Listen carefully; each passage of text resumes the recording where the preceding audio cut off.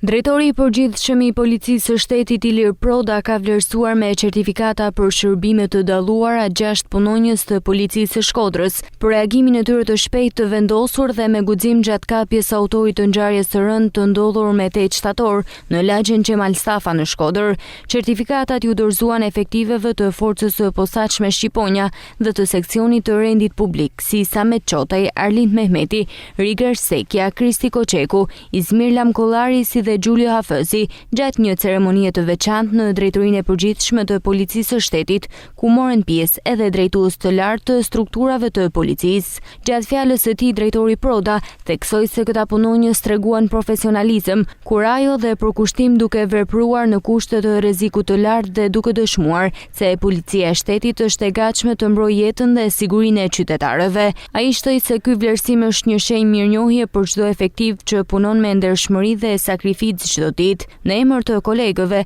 edhe inspektor Kristi Koçeku falenderoi drejtuesit për vlerësimin dhe theksoi se çmimi është motivim për të vijuar me përkushtim në shërbim të qytetarëve dhe rritjen e besimit të tyre tek policia e shtetit.